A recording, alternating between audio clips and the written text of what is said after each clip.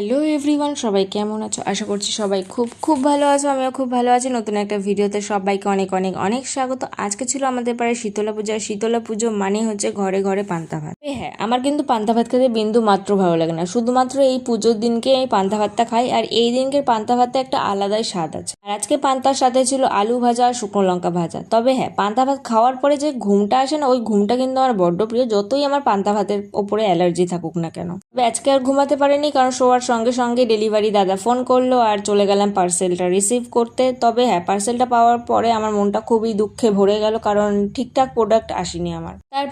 তারপরে আমি এখানে কুপনটাকে নিয়ে চলে গেলাম মায়ের মন্দিরে। দুঃখ কষ্ট ভরা মনটাকে নিয়ে, আমাদের বাড়ি থেকে মায়ের মন্দির বেশ খানিকটা দূরে আছে, ততটা রাস্তা আমাকে একা একাই বলদের মতো হেঁটে যেতে হচ্ছে। তার কারণটা হচ্ছে আমার বোনকে আমি অনেকবার ডেকেছিলাম যে আমার সাথে একটুখানি যাবি, কিন্তু ও আমার সাথে যেতে রাজি হয়নি, তাই জন্য আমি একাই চলে গেছিলাম। তবে হ্যাঁ, আগে যেখানে আমাদের বাড়ি ছিল সেখানে শীতলা পুজোর মধ্যে একটা আলাদাই মজা ছিল। কারণটা হচ্ছে সেখানে পরের দিনকে খিচুড়ি খাওয়ানো হতো, আর সব চেনা জানার মধ্যে ছিল, আরো বেশি মজা হতো সেখানে। এখানে শীতলা পুজোর সময় মজাটা আছে, বাট সেই পুরনো মজাটাকে এখানে আমি একদমই পাই না। তো তারপরে চলে গেলাম আমি প্রসাদ নিতে, আর এখানে এসে আমি লাইনে দাঁড়িয়ে পড়ি। তবে লাইনে দাঁড়ানোর পরে আমি জানতে পারি এখানে প্রসাদ দেওয়া হচ্ছিল না, প্রসাদটা অন্য জায়গায় দেওয়া হচ্ছিল। তারপরে এখানে আমি কুপন নিয়ে যাই, আর এই ভাই লোকের মুখ দেখে চিনে চিনে ও যাদেরকে চেনে তাদেরকেই প্রসাদটা আগে দিচ্ছিল। তো অনেকক্ষণ ধরে আমি আমার কুপনটাকে দেওয়ার চেষ্টা করেছিলাম, কিন্তু ও নেয়নি।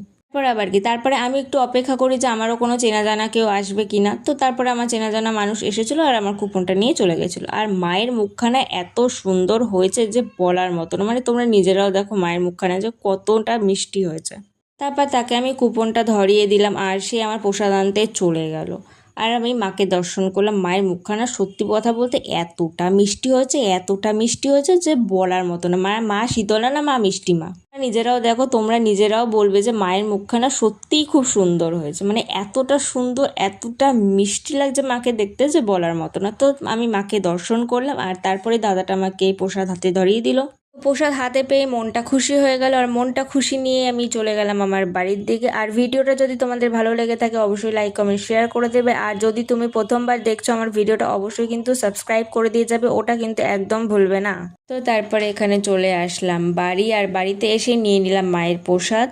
এখানে বিশ্বাস করো, ওরা একটা মিষ্টি ছুঁয়ে দেখেনি, ধরেও দেখেনি, যেরকম দিয়েছিলাম সেরকমই পুজো দিয়ে আমাকে আবার পাঠিয়ে দিয়েছে।